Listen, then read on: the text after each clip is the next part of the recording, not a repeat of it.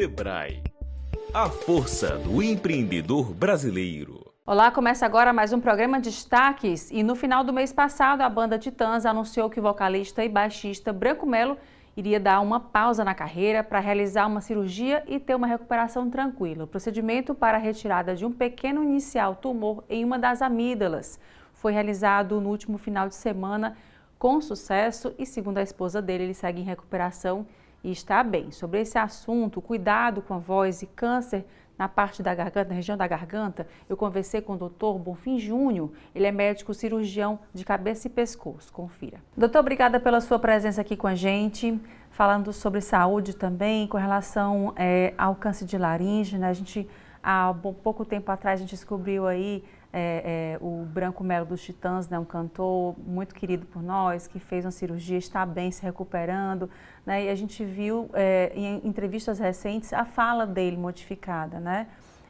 dessa forma. Como é que a pessoa que faz uma cirurgia desse porte, ou uma pessoa que tem um câncer de laringe, né, precisa tirar as cordas vocais, enfim, estou perguntando de forma leiga, né, o que de fato, como é que isso acontece e como é que a pessoa consegue, né, se comunicar ainda com relação a isso? A cirurgia de laringe, que é realizada por causa do câncer, é uma cirurgia que ainda é muito realizada, infelizmente. Sabe-se que o câncer é causado principalmente por hábitos de vida, principalmente tabagismo associado ao etilismo. Uma vez que há necessidade de operar a laringe, aí começa a ter uma complexidade aí, porque a laringe é um órgão complexo, ela é responsável não só pela fonação, mas também pela respiração e de proteger a nossa garganta quando nós engolimos alimento, porque quando a laringe não está funcionando bem, o alimento deixa de ir para o estômago, né? E cai para o pulmão e dá aquela tosse. Então é um órgão complexo que, quando tem uma doença desse tipo e precisa ser operada, é muito importante que o cirurgião saiba ver que tipo de doença é que tem ali naquela laringe. Se o tratamento vai ser cirúrgico, se vai ser necessário radioterapia, quimioterapia, se é uma cirurgia grande, tirando toda a laringe, se é possível fazer uma cirurgia menor, preservando uma parte da laringe. Uma vez que o paciente tem a laringe modificada, seja por radioterapia, seja por cirurgia ou pelo próprio tumor, pela própria doença, há um peso enorme em cima desse paciente para ele poder manter a sua vida normal após isso. A voz, tal como nossa expressão facial, ela é nossa impressão digital, é ela que nos identifica, é ela que nos conecta com o mundo, com as pessoas ao nosso redor. Um paciente que ele tem um dano da voz, ele precisa de uma reabilitação. É possível fazer isso com fonoterapia, trabalho de fonoaudiólogo, mas às vezes sem equipamentos não é possível. Então nós temos atualmente, ligado ao SUS, alguns procedimentos em que é possível reabilitar a voz do paciente, tanto por laringe eletrônica, que é um dispositivo não invasivo, que o paciente, encostando esse aparelho no pescoço, ele consegue falar, consegue transmitir o pensamento dele através da voz nessa laringe eletrônica, e também pela prótese vocal, que é um aparelho que, por uma cirurgia, faz com que o indivíduo ele consiga se comunicar a partir de técnicas vocais. A laringe eletrônica, ela apresenta uma praticidade porque ela pode ser oferecida a todos os pacientes sem, contudo, haver um procedimento cirúrgico a mais, sem, contudo, haver a necessidade de um internamento, de um procedimento hospitalar. A prótese vocal, ela pode ser feita também, mas ela exige cuidados específicos de limpeza, de cuidados ali daquele órgão. Ela é ótima para fonação, porém ela tem algumas limitações técnicas, limitações de saúde também. Às vezes o paciente não consegue fazer a reabilitação. Mas o mais importante é que se tenha um conhecimento de que sim, após uma cirurgia de laringectomia, de perda da voz, é possível reabilitar a voz, claro, com a voz esofágica, que alguns pacientes conseguem falar sem precisar de nada disso, só com a fonoterapia eles reabilitam com a voz esofágica, ou com procedimento, ou esse aparelhinho que pode ser entregue ao paciente dentro do Sistema Único de Saúde, que atualmente é direito do paciente para que ele possa reabilitar a voz, seja com a laringe eletrônica, seja com a prótese traqueoesofágica. A partir do momento que é feito, né, como é que esse procedimento é feito, né, e como é que a pessoa, ela precisa de um acompanhamento de fonoaudiólogos, né, algum acompanhamento específico a partir do momento que ela faz esse procedimento? Com uma prótese traqueoesofágica, sim, mas normalmente a reabilitação é fácil, porque os fonoterapeutas realmente conseguem fazer um excelente trabalho com isso. É uma prótese que ela é bastante intuitiva para o paciente no aprendizado. E com a laringe eletrônica, com um pouco de treinamento, ele consegue também fazer uma reabilitação vocal adequada. Então, é muito engrandecedor para aquele paciente que perdeu a voz, aquele momento em que ele começa a falar de novo, que ele começa a se comunicar. E, atualmente, nós temos grupos de fonoterapia. Acho que o mais importante é o grupo de apoio laringectomizado, o GAL, que tem vários fonoterapeutas lá trabalhando com esses pacientes, recebendo pacientes que foram submetidos à cirurgia de laringectomia total. E no caso, o senhor falou a respeito do câncer, né? Essa doença que a gente, infelizmente, né, ainda fala com pesar, porque é uma doença muito agressiva, né? E a gente vê agora cada vez mais as pessoas utilizando o vape, o cigarro meio que ficou de lado, né? Ainda tem gente que fuma, enfim. Mas com relação ao vape, que é mais agressivo ainda, né? Como é que queria que o senhor falasse um pouquinho sobre essa preocupação dos profissionais de saúde com as pessoas cada vez mais jovens, né? Utilizando esse cigarro eletrônico, né? Em festas, como se fosse uma coisa comum. Isso, Elaine.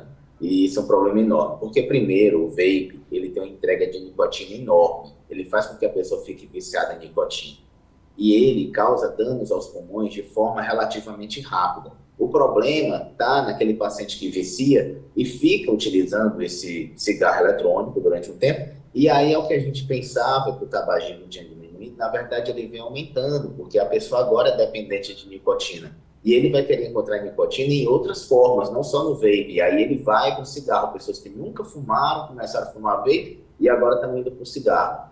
O vape, ele tem várias substâncias ali naquele produto, como os próprios aromatizantes, o glicerol, os metais pesados que estão provenientes ali na queima do produto do vape, que faz aquela fumaça, a própria pilha do vape, que são cancerígenos, reconhecidamente. E o fato de ainda não termos muitos pacientes vítimas do vape está envolvido simplesmente com o tempo de utilização do produto, que ele tem sido utilizado de forma comercial no Brasil, mesmo que de forma ilegal, porque ele nunca foi legalizado a venda do vape no Brasil, há menos de 10 anos.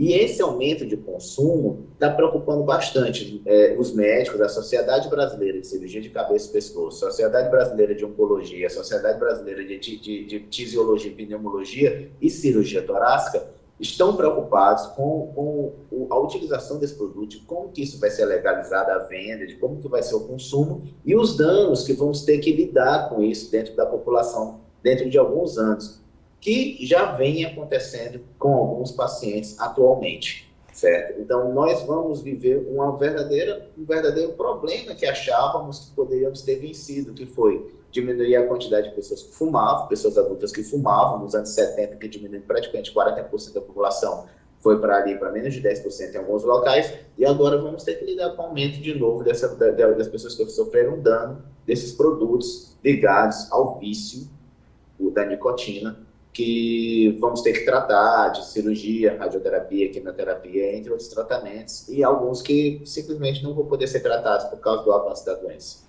Doutor, e com relação a isso, não se sabe nem o que tem dentro, né? Assim, não tem algo que a gente compra, né? A gente vê as pessoas comprando, enfim, utilizando. O vape, ele tem a nicotina que o senhor falou, mas também pode ter outras substâncias que você não sabe nem o que você está fumando, é isso? Isso, a nicotina é o que vicia. A nicotina é aquela entrega que dá aquele efeito do cigarro. O problema é que um vape, ele consegue entregar a mesma quantidade de 100 cigarros de nicotina, certo? Tá? Com nicotina presente em 100 cigarros, que é equivalente a 5 carteiras de cigarro, ele consegue entregar numa utilização. Isso aí eu já conversei com jovens, eles conseguem fumar um vape daquele em uma noite. Então, algo absurdo de quantidade de substância entregue para o cérebro de uma pessoa, de um jovem. Aquele dali para a vida toda, ele vai se tornar um dependente de nicotina, vai se tornar uma pessoa que tem adição. Que sempre que ele vê um cigarro, um vape, alguma coisa, ele vai sofrer com aquilo. Vai ter taquicardia, sudorese, porque ele tem a adição à nicotina. E o outro problema enorme é que nenhum desses produtos é avaliado pela Anvisa. Não sabemos o que tem ali dentro daqueles produtos, não temos teste de biossegurança, eles não são testados em animais. São produzidos em alguns países que você não sabe de onde vem essa produção. pode ser país que está utilizando, inclusive, mão de obra escrava, mão de obra infantil, para produzir vape e vender para países consumidores aqui no Ocidente. Eles chegam de forma como contrabando, eles não são legalizados, eles não têm registro no Ministério da Saúde, não têm registro no Ministério da Fazenda, e são produtos que estão sendo entregues à população por pessoas que têm interesse financeiro e que não há nenhum cuidado, não há nenhum respeito ao consumidor. Mas mesmo assim, talvez pela imagem, esses produtos, eles chamam muita atenção, porque eles são muitos produtos do nosso tempo, pela cor, né, pelo brilho, eles são coloridos, eles são modernos, parecem um celular, tudo mais, parece que os meninos chamam de pendrive, mas que, na verdade, é tudo um produto de marketing, é tudo um produto de propaganda, um interesse enorme de criar novos consumidores da nicotina para poder vender mais os produtos derivados do tabaco.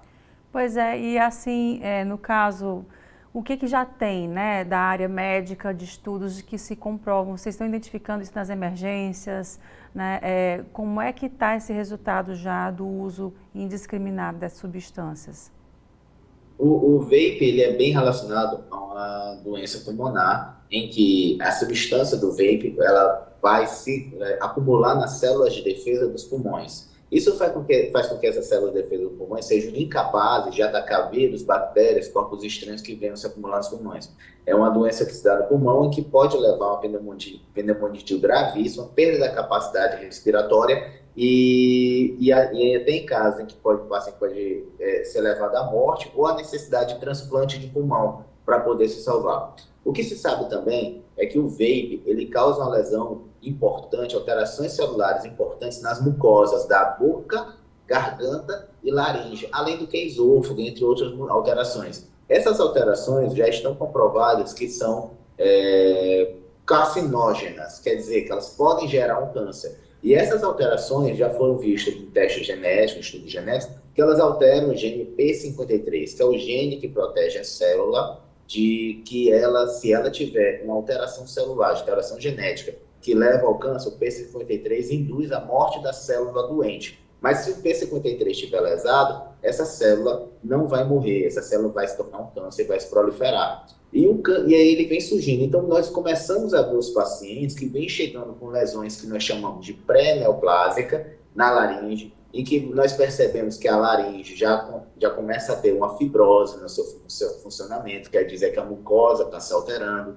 e isso já vem acontecendo. O problema é que as pessoas ficam esperando que já se surja um problema de saúde, assim, de cara. Se fosse assim, nós esperaríamos que as pessoas ficassem muito doentes e esse produto fosse rapidamente proibido, mas não é esse o objetivo.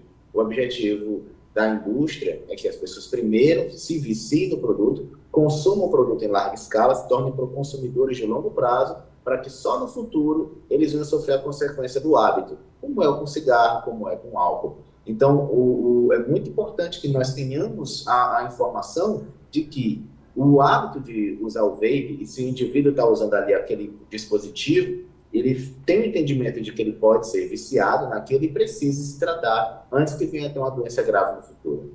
E lembrando que não é só a pessoa que utiliza, né, mas quem está em volta, não é isso? O cigarro comum, a gente, né, quem praticamente não tem um filtro de jeito nenhum, né? Está inalando aquela fumaça. O vape é a mesma coisa ou é pior?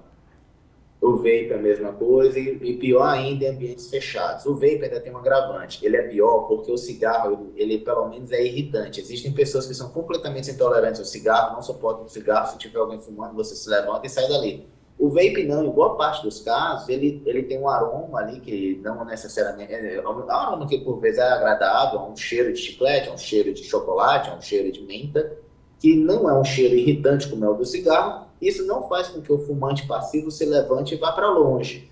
Então, em ambientes fechados, apartamentos, locais com ar-condicionados, já se sabe que não se deve fumar vape ali, porque vai se acumulando a quantidade de produtos, a quantidade de aerosol com o produto carcinógeno no aerosol, levando a pessoas que não estão utilizando o produto diretamente a se tornarem fumantes passivos. Obrigada. E agora a gente vai ao intervalo e volta em instantes com mais destaques.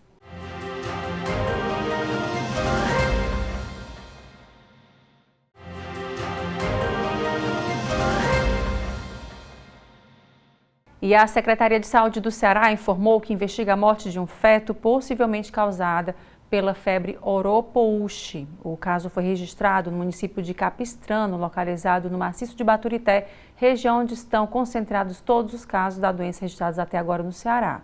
Sobre essa doença eu converso com o Dr. Álvaro Madeira Neto, ele é médico sanitarista e gestor em saúde. Doutor, muito obrigado pela sua presença.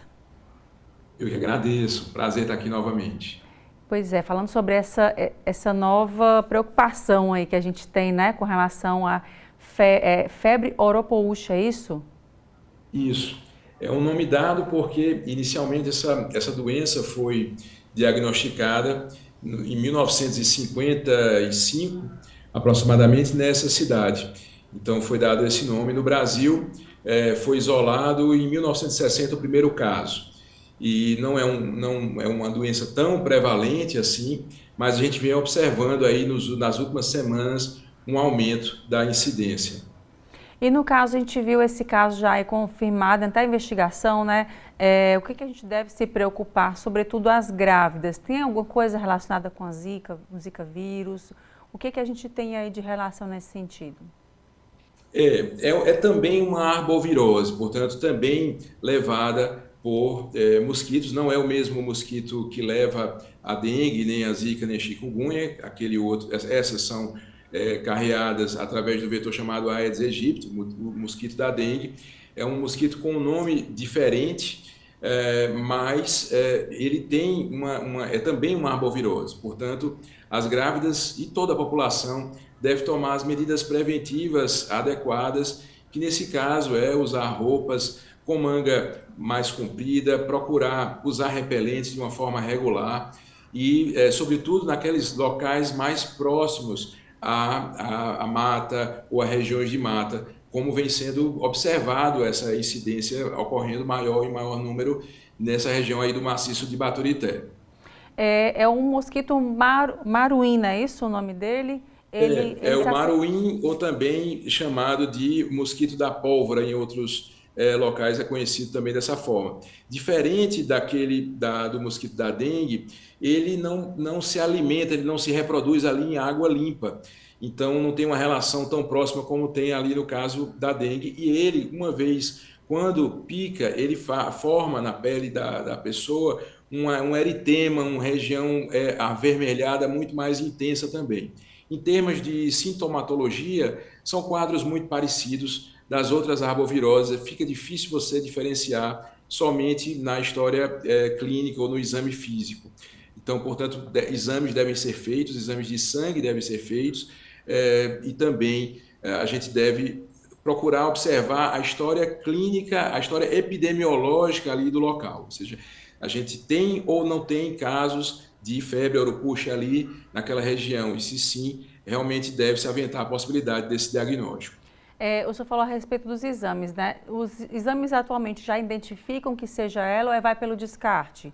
Não é dengue, não é, enfim... Normalmente os exames, sim, existem exames específicos que identificam. A gente acaba lançando menos mão porque, como eu falei, não era uma doença tão prevalente assim. Então, a gente não era um diagnóstico que se pensava inicialmente, mas agora deve fazer parte, sim, do arsenal de diagnósticos do médico que está considerando e que está atendendo a população. A gente falando do mosquito da dengue, no caso, ele tem alguns horários que ele gosta de frequentar mais, né? Que se fala no finalzinho da tarde, iníciozinho da manhã, seria isso. Nesse caso do mosquito, ele também é a mesma coisa ou depende de horário? Independe de horário, assim, o mais prudente é a gente estar prevenido sempre, e aí a medida de prevenção mais importante é essa, assim, o uso do repelente, o uso de roupas com mangas e calças, enfim, que cubram a maior parte da extensão da pele. Isso é fundamental para que a gente consiga afastar essa doença. Doutor Álvaro, os repelentes, eles precisam ter alguma identificação específica? Qualquer repelente serve? Não, a princípio qualquer repelente serve, enfim, claro, deve ser comprado em uma farmácia e deve ter a autorização, claro, da Anvisa, mas para poder ser vendido, mas uma vez esses cuidados sendo tomados, pode passar o repelente e realmente ficar atento, mas ficar também mais tranquilo porque está se tomando as medidas. A gente vê esse caso aí com relação a um feto, né? Uma moça, um gestante, que aconteceu esse caso. É de se preocupar diretamente com as grávidas ou isso algo que está acontecendo independente de idade?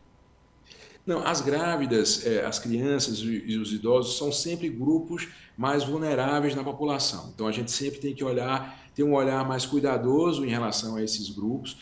E não havia um relato ou relatos de óbito por essa doença anteriormente, mas agora sim a gente já vê, não aqui no Ceará, mas no restante do Brasil a gente já começa a ter casos confirmados de óbito por essa doença, a febre ouro-push. Doutor, e falando disso, assim, é um reflexo da urbanização, cada vez mais a gente expandindo a nosso alcance para as matas, para desmatamento, isso já é um reflexo? Isso, da mesma forma que a gente fala sempre, todos os anos, eu já vim aqui algumas vezes falar da dengue, zika, chikungunya, as arboviroses, da mesma forma também essa doença que está sendo relatada hoje. A gente tem invadido sistematicamente aí ambientes que originalmente não eram nossos e com isso a gente observa realmente essa quantidade de doenças que vão sendo incorporadas no ser humano. E falando um pouquinho da dengue, né? Como é que está atualmente a situação? A vacina, as pessoas estão tomando e com relação à questão de incidência, atualmente, como é que está esse cenário aqui no Brasil, em especial aqui no estado do Ceará? Houve um período mais crítico e a gente observa uma melhora também, a gente observa também uma melhora progressiva da adesão à vacinação de uma forma geral, mas ainda estamos bastante aquém, tanto contra a dengue quanto outras doenças também, do que deveríamos chegar e do que assim gostaríamos. Eu, como sanitarista, é alguma coisa que muito importante para nós sanitaristas é essa taxa de cobertura vacinal. Portanto, é fundamental, em programas como o seu, a gente está sempre falando sobre isso e que a gente retome aí a níveis de cobertura vacinal, como já tivemos um dia. Doutor, relembrando, né, quem é que pode se vacinar? Quais são as vacinas atualmente à disposição da comunidade, da sociedade como um todo, para que as pessoas entendam que vacina salva, né, vacina protege? A vacina salva sempre, a vacina é uma forma de saúde, é alguma coisa que o Brasil tem uma tradição muito impressionante. Eu tive ano passado na França para falar sobre saúde pública e tive contato com colegas que expressam essa admiração pelo Brasil, pela saúde pública brasileira, pelo SUS, que foi montado no Brasil. E aí eu digo sem sombra de dúvidas, o melhor é a população ir ao seu posto de saúde, ir ao seu posto de referência, e lá eles vão ter toda uma explicação, vão ter todo um painel das vacinas que precisam ser tomadas e todas as explicações serão dadas e o calendário vacinal será explicado. É o mais prudente a fazer. Pois é, e sempre importante, né, vacinar nas faixas etárias de acordo, né, quando é bebezinho, atualizar o calendário. Depois também a gente tem a vacina HPV, né, dengue, à disposição de forma gratuita, as pessoas literalmente é só chegar, né? É importante recorrer sempre ao posto mais próximo. A gente lá vai ter realmente todo um aparato e pessoas treinadas para poder fazer uma análise. Olha, eu não tomei essa, eu esqueci, como é que eu devo fazer, como é que eu devo proceder, eu tinha medo nessa. E aí realmente é um centro que serve também, são centros que servem também como ponto de educação à população. Doutor, a gente tem aqui esse período agora de agosto, daqui a pouco finaliza o ano, menos espera já acabou, né? E vem de novo o período de chuva e tudo mais. Como é que a gente pode, de fato, conscientizar a população? A gente falando com o dengue mais uma vez, né? Pelos casos que aconteceram, agora com vacina já também. E reforçando isso, os principais cuidados para a gente evitar? Os cuidados em relação à dengue e às outras arboviroses que são mais faladas o ano todo, é aquele tratamento, aquele aquele olhar para dentro das casas. Então, evitar água parada, evitar acúmulo de água em pneu, naqueles potinhos de planta, procurar também sempre deixar ali aqueles ambientes arejados, procurar sim usar os repelentes. Então, são formas aí e para as autoridades, a gente está aqui numa época de pré-campanha eleitoral, então a gente conta com as autoridades, com o serviço público, com a gestão pública, para que evite acúmulos, para que haja um saneamento básico sempre muito bem estruturado e muito bem feito, para que a gente possa, então, diminuir aí doenças que são totalmente evitáveis. Doutor, muito obrigada pelos esclarecimentos e mais uma vez só relembrando, né, da febre oropouche, não é isso? Eu ainda estou tentando entender o nome dessa novidade, infelizmente, para todos nós, mas quais são os principais sintomas, né, e de que forma a gente deve também se proteger? Os sintomas, eles se confundem com os sintomas de dengue ou de outras arboviroses, febre, dor pelo corpo, queda do estado geral, náuseas, então eles são pouco específicos. A gente deve se proteger sempre usando repelentes, sobretudo em áreas mais críticas, como aquelas áreas próximas à mata, e repelentes e roupas que cubram a maior parte da superfície do corpo. Dessa forma, a gente espera aí que a gente diminua essa propagação. Tá, joia. Muito obrigada mais uma vez, até uma próxima oportunidade. Até a próxima, eu que agradeço. Um grande abraço. Obrigada. Agora o intervalo, a gente volta em instantes com mais destaques.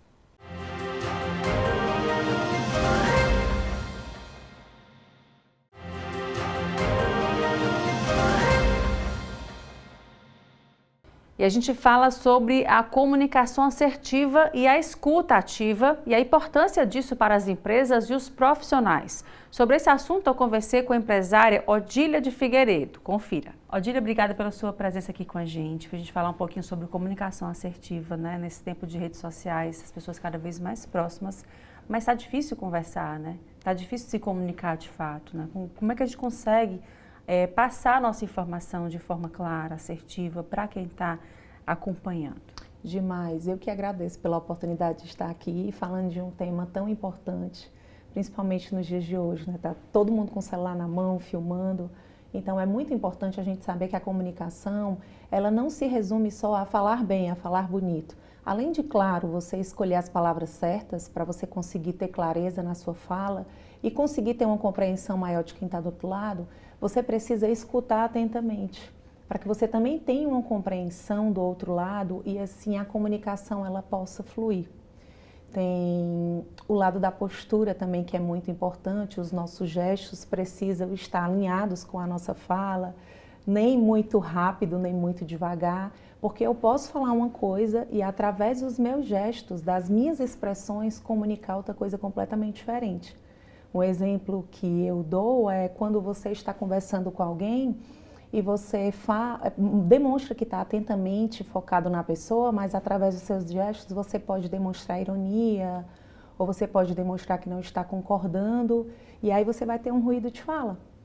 Porque através da sua fala você diz que entendeu e conseguiu fluir a conversa, mas através das suas expressões você demonstrou uma coisa completamente diferente.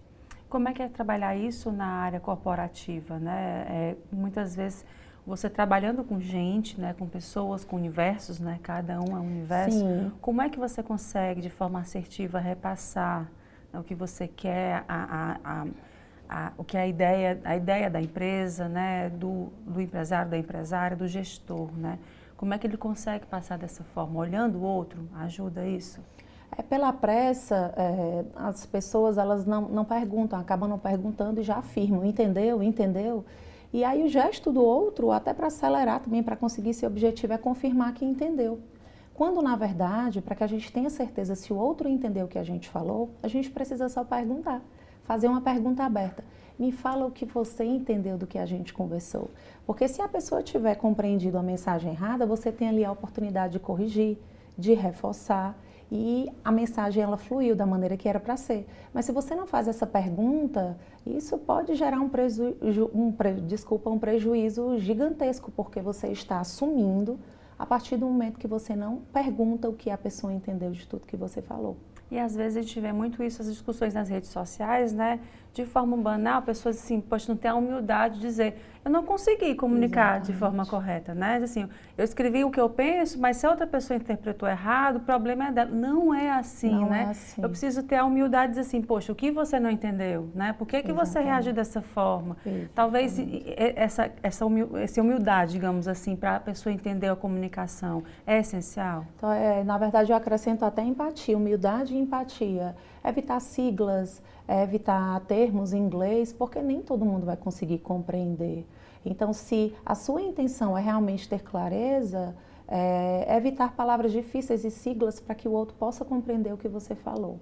E nesse caso, a gente tem um mundo globalizado, mas nem todo mundo tem esse acesso a esse mundo, né? Muitas vezes você utiliza esses termos, né? Até as pessoas brincam hoje, né? Colocam os memes com relação aos termos americanizados, né? Fazer um call e tudo. A pessoa não entende o que significa isso. Mas uma ligação, um chamado, uma reunião, deadline, um meet, né? Isso. E aí, nesse caso, ficar mais simples possível para que se chegue a essa pessoa, a comunicação. Exatamente, exatamente. E tanto no mercado, no caso de liderança, imagina o risco que é você comunicar, você usar as palavras que são confortáveis para você, que é do seu mundo, digamos assim, e não se atentar, não ter a humildade, a empatia de saber que outras pessoas vão ter acesso àquilo e talvez não consigam compreender. Odile, como é que é o seu trabalho relacionado a isso, às empresas, aos gestores aqui no estado do Ceará? Hoje eu trabalho com mentoria de empresas, através também de treinamentos, de workshop, eu falo sobre vendas, sobre gestão, sobre comunicação também. Desde carreira eu fui vendedora, fui gerente, supervisora e vi uma necessidade no mercado de prestar esse serviço com base no que eu fui aprendendo, né, na minha vida. E as pessoas comentavam muito sobre a minha forma de falar, como você fala bem, como você sabe se colocar, como as pessoas compreendem. E eu fui observando que eu tinha preocupação com o outro. Para que eu tivesse certeza que a mensagem ela foi entendida, eu costumava perguntar. E eu fui praticando isso, é um método meu mesmo, é tanto que sempre nos treinamentos eu nunca pergunto quem entendeu ou se gostaram. Eu gosto de fazer pergunta aberta porque a pessoa não tem o que inventar na hora, então ela vai ser muito verdadeira. Ela vai expressar ali o que ela entendeu. Como eu te falei anteriormente, ali eu tenho a oportunidade de reforçar, de puxar o gancho, ou se eu sinto que ficou difícil, eu uso uma palavra mais acessível, mais clara, mais fácil, e trago e eu consigo a compreensão. E também escutar o outro, porque às vezes a gente tem aquela urgência de falar, de ser ouvido, e compreender a dificuldade do outro, escutar atentamente, fazer essa confirmação como você está fazendo comigo agora, me olhando atentamente, balançando com a cabeça, porque você está compreendendo o que eu estou falando. Então é muito importante que a gente faça isso, então eu já era na prática. E depois de estudar, claro, de praticar, eu fui ficando melhor ainda e até hoje eu estou aperfeiçoando a minha comunicação. Odile, você fala na questão de vendas, né? Depois da pandemia a gente viu essa ampliação da jornada do cliente, né? Ele offline, online, digital, né? Vai para o online, no offline, vai na loja, compra em casa e pega na loja, né? E continua essa jornada. Com relação a essa ampliação, a gente vê muito a questão do pós-venda a desejar, né? Você compra, você tem, e a empresa às vezes ela não consegue identificar que aquela pessoa numa conversa, né? Às vezes não tá tudo bem, seu produto chegou de acordo, né? É o olhar, é a conversa, né? É o entender essa jornada mais ampliada e trazer para si. Você acha que ainda falha nessa parte do pós-venda, com relação às vendas? Hoje, o maior gargalo é o pós-venda, que o pós-venda ele é a maior ferramenta de fidelização de um cliente, mas é necessário personalização. A pessoa precisa sentir que só ela recebeu aquela mensagem. Então, a Odília tem um jeito específico de comprar, ela tem um comportamento de compra. Então, fazer o pós-venda já é difícil, mas tem empresas que fazem e não personalizam. Não mencionam o nome do cliente, ou não mencionam a compra que foi feita, como é que foi a experiência com ele. Então, a empresa que consegue aplicar um pós-venda, entrar em contato com o cliente, é legal falar também que tem que ter um intervalo. Não adianta fazer o pós-venda no mesmo dia, ali não é pós-venda, você precisa dar um intervalo, o cliente precisa consumir o seu produto, né, para ele conseguir ter uma opinião formada sobre aquilo. Então, dá um espaço para entrar em contato com o cliente e mencionar o nome, para ele ter certeza que estão falando com ele, perguntar como é que foi a experiência, ou quanto ele indicaria à empresa, se ele quer ficar recebendo notícias das ações, né? Se ele quer ficar sabendo das novidades. É muito importante processar essa informação e alimentar um sistema de CRM para você conseguir filtrar aquele cliente e não ficar só disparando, vamos comprar, vamos comprar, vamos comprar, porque você nem sabe em que momento esse cliente está na jornada da sua empresa. E não tem nada mais prazeroso do que você ir numa loja e ser chamado pelo nome e já conhecer, às vezes você vai pela pessoa que está te atendendo, né? Não importa, às vezes aquele produto ele é mais caro em outro lugar, é mais barato em um lugar, mas você vai ali pelo atendimento, né? Exatamente. Pelo olhar que é diferenciado, ser chamado pelo nome, ser tratado, conhecer um vendedor, né? Sim. Uma vendedora. Sim. E também, ao mesmo tempo, nada mais chato do que você estar no seu WhatsApp e receber um spam sem você autorizar, né? De algo que você nem quer, não sabe nem se... Mas só porque caiu o seu contato lá, você chateia. Tem que ter esse meio termo, né? Tem. E quando você fala do cliente gostar de ser chamado pelo nome, e que no mercado é muita gente que o vendedor atende, mas assim, ao cumprimentar, perguntar como o cliente gosta de ser chamado, para evitar um amigo, um adjetivo, porque isso parece forçação de barra, que você está querendo se conectar a qualquer custo. E aí sempre criar uma experiência positiva para o cliente sentir vontade de comprar. Porque pode ser de fato que seu produto esteja mais caro no concorrente, mas tem clientes que optam pela conveniência. Poxa, aqui eu sou bem atendida, as pessoas me chamam pelo nome, conhecem, eu já confio na empresa, por que comprar mais barato se eu posso assumir o risco e aqui eu já conheço todo mundo, se eu precisar de um suporte, se eu tiver algum problema, eu tenho a quem recorrer. E a gente vê a questão do suporte muito forte, né? Tanto que muita gente que vai comprar algum produto ou vai atrás de algum serviço, primeiro vai nos órgãos de reclamação, né? Para saber a reputação, para depois realizar essa compra, né? O consumidor tem esse poder muito grande agora, né? Da informação, né? Ele chega já sabendo, né? Hoje, e com comunicação aberta, do jeito que está, se duvidar o cliente, ele entende mais o produto do que o próprio vendedor. Que eu falo para os meus clientes sobre o conhecimento profundo do produto. O produto ele precisa se comportar como especialista. Então, é inadmissível que ele não saiba responder a perguntas de um cliente. Se ele não souber, é claro, ele pede um suporte, mas ele precisa entender. E não é só de argumentos técnicos, porque tem cliente que não se atenta a isso, a entender os benefícios, as características, como o cliente vai fazer um bom proveito daquele produto. Joia, Odília, muito obrigada pela conversa. Como é que faz para acompanhar o seu trabalho nas redes sociais? Eu estou através do Instagram, Odília de Figueiredo _, e lá eu compartilho conteúdos de vendas, entrego muita coisa gratuita e tem uma turma que me acompanha e de gestão também. Tá, joia. Obrigada mais uma vez. Obrigada até a próxima oportunidade. Obrigada. E a Praia do Preá, no município de Cruz, aqui no Ceará, vai receber um empreendimento de alto padrão. É o Vila Carnaúba, recentemente inaugurado e com obras já iniciadas. Sobre esse assunto, eu conversei com Eduardo Joaçaba, ele é diretor jurídico e de relações governamentais do Grupo Carnaúba. Eduardo, obrigada pela sua presença aqui com a gente no Destaques. Tem empreendimento novo, que bom, né, no Preá, tão bonito, um local tão agradável e agora também com esse empreendimento de alto padrão. Queria que você falasse um pouquinho sobre essa iniciativa. Tá joia, Elaine, obrigado pelo convite. É bom estar aqui conectado com vocês, representando o Grupo Carnaúba. A gente está num momento aqui muito interessante da companhia, né? Porque depois de vários anos desenvolvendo o primeiro produto, né, na região do Preá, do nosso portfólio, a gente conseguiu agora no mês passado fazer a inauguração dele, né? Você inclusive participou do evento, foi mó barato e a gente está muito animado, porque, alguns anos de trabalho, né, eu acho que a gente conseguiu, como resultado desse projeto, definir muito a identidade, né, do que vai guiar tudo que a gente vai fazer na região.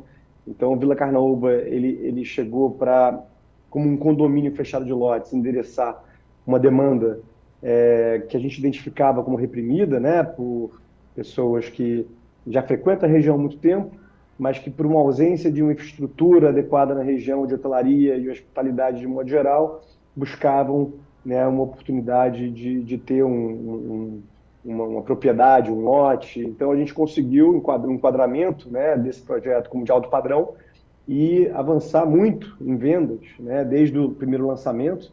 né, há cerca de 18 meses, e hoje, com a primeira fase entregue de 160 lotes, a gente tem mais de 120 vendidos. Então, a gente está muito animado, Elaine. Pois é, e aí falando também desse paraíso, né? Conta um pouco para a gente ter uma ideia de quem ainda não conhece o Preá. A gente foi, inclusive, até colocou também, já postou nas nossas redes sociais do Grupo Otimista, né? Esse momento de inauguração. E também para você falar um pouco sobre como é o Preá, né? E por que ele é tão queridinho de quem faz kite. Pois é, eu acho que é interessante falar sobre isso, porque é uma região que a gente já frequenta há muito tempo, né? O grupo todo, né? Eu acho que hoje são quase 60 pessoas, 100% dedicadas a esse projeto. Muitas dessas pessoas já frequentam o Preá há 10 anos, né? E eu acho que a gente, em 2018, em 2019, a gente percebeu que a região estava passando por uma grande transformação com a chegada do aeroporto regional de Jericoacoara, que fica na região do Preá, né, a 15 minutos de distância da praia. Então você pousa num voo comercial, tem voos diários de Guarulhos, de Confins, e a tendência é de aumento desse fluxo de voos domésticos também logo logo internacionais, e isso transforma, né, a região. O aeroporto é, sem dúvida nenhuma, um grande vetor de desenvolvimento urbano, né? E aí, por conta disso, a gente, até então, vestindo um chapéu muito de turista, resolveu vestir um chapéu um pouco diferente também de empreendedor, né, com o objetivo de conceber um destino turístico planejado, uma grande cidade turística planejada, por conta desse aumento do fluxo, né, turístico já acontecendo nessa região há muitos e muitos anos. A chegada do aeroporto vai impulsionar ainda mais esse processo. A concessão do Parque Nacional de Jericoacoara impulsiona ainda mais esse processo. E aí, respondendo a sua pergunta, Elaine, o Preá ele apresenta as condições perfeitas para a prática do kitesurf, do windsurf, do wingfoil, as práticas de esporte ao vento de modo geral. A temporada é longa, então em junho já começa o vento. Obviamente o Nordeste e o Ceará vento o ano inteiro. Para a prática do kite, ele começa a ficar muito bom em junho, né? E aí a temporada é longa, vai até janeiro, fevereiro. Então a temperatura da água é perfeita, a costa é extensa, a localização, né, do Nordeste e do Ceará em relação a Brasil e Europa é perfeita. Então os europeus vêm muito, né, para praticar o esporte. A tendência é que a gente consiga mais e mais trazer eles para essa região.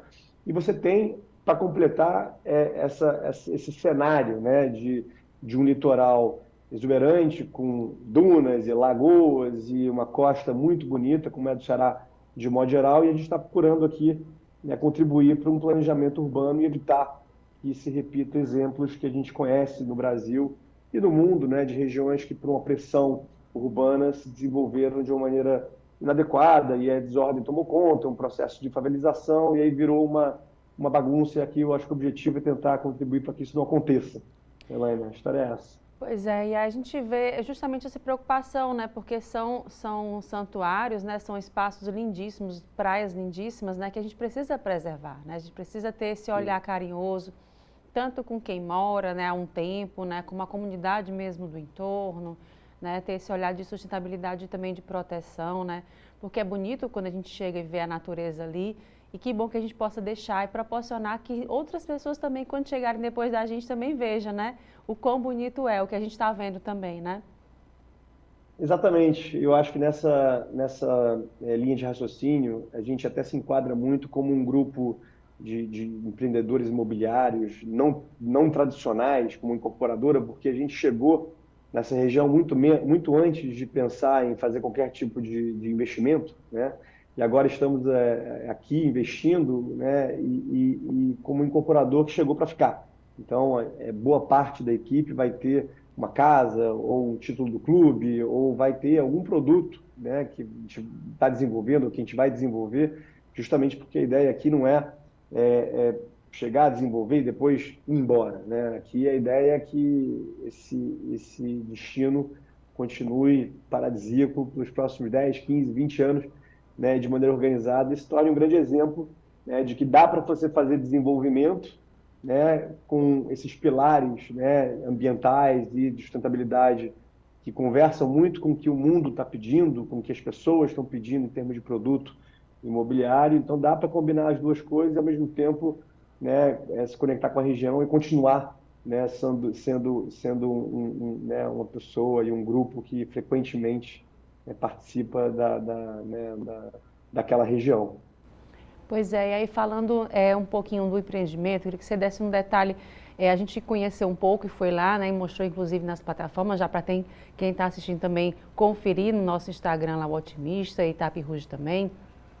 Todo esse momento de celebração que foi a inauguração dessa primeira etapa, né? Esse Eduardo, conta um pouco esses detalhes. Eu sei que também tem a questão da sustentabilidade, dos lagos lindíssimos, né? E também dos carros elétricos. Tem toda uma preocupação de iluminação, né? Para não afetar os animais que estão por lá, né? Os passarinhos. Eu achei bem bacana essa proposta. Não, legal, poxa. Então, é o primeiro projeto que a gente fez. A nossa ideia, de novo, é desenvolver dezenas de outros projetos. Então, a gente quer fazer isso de maneira faseada, com calma. Então, esse primeiro exercício do Vila Carnaúba, né, começou ali em 2020 como um primeiro passo apoiado num grande estudo ambiental, topográfico, de levantamento, né, arbóreo, de fauna e flora, justamente para, com base nesses estudos, depois disso ir para a prancheta com o time de arquitetura e produto, pensar no que é possível fazer respeitando, né, as características daquela área, daquele terreno. Então, a gente conseguiu, né, um resultado final que agradou muito a nós e aos nossos clientes, né, porque no final do dia a gente consegue ter uma taxa de ocupação baixíssima, uma taxa de permeabilidade super alta, né, um número de lotes de tamanho adequado para quem, né, em geral, está buscando aqui uma segunda ou terceira residência. Então, as pessoas não querem ter casas muito grandes, né, as pessoas querem ter casas funcionais, né, e que tragam menos trabalho, seja para construir, seja para manter. E aí, com base nisso, a gente foi se apoiando em alguns pilares né, e se provocando a pensar, né, de forma diferente o que esse condomínio poderia ter. Então, as vias internas são todas de areia, né, seguindo até um padrão que você encontra na região de modo geral. Então, você não precisa botar asfalto, você não precisa botar intertravado, concreto, nada disso. Então, as vias internas são de areia. Claro que a gente faz um sistema de drenagem, terraplanagem robusto, mas você já muda muito a identidade do lugar com essa sutileza. E aí, os veículos internos, né, são elétricos. A gente restringe a circulação de veículos a combustão, tem um plano de transição, mas a ideia é que internamente dentro do condomínio apenas veículos elétricos circulem, né? E aí você tem esse conceito das lagoas, né, inspirado muito nos lençóis maranhenses, uma região com muita abundância de água, né? Então a gente conseguiu, né, estruturar essas lagoas que têm fundos de areia, né? Então você tem uma sensação de estar literalmente num daquelas lagoas de dunas, né? Então elas enchem com água de chuva, enchem com a água do lençol ou com, né, todo o sistema que a gente criou de filtragem, né, para aproveitar aquela água.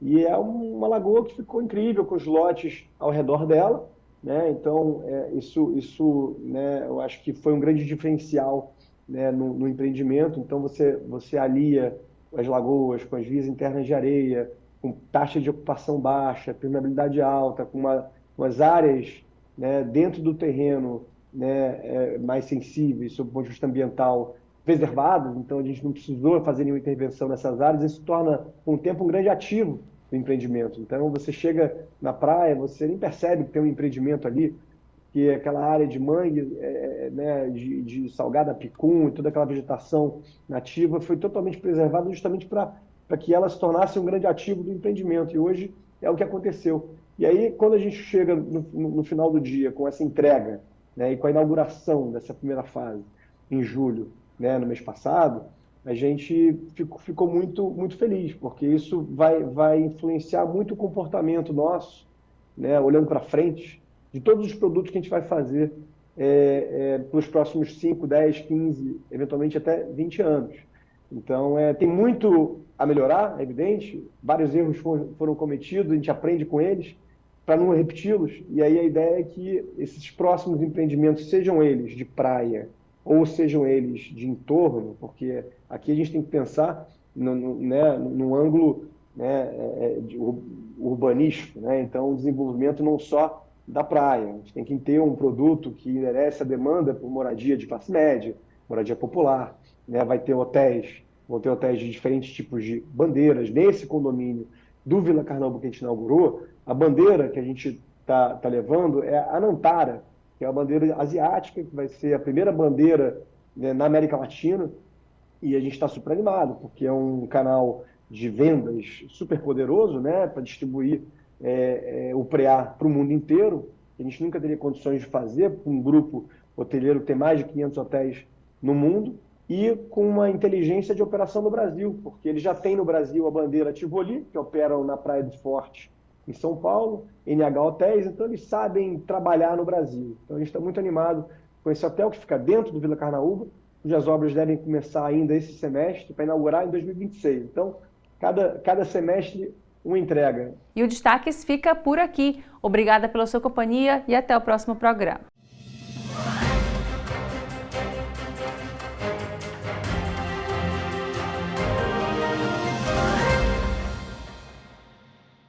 Sebrae, a força do empreendedor brasileiro.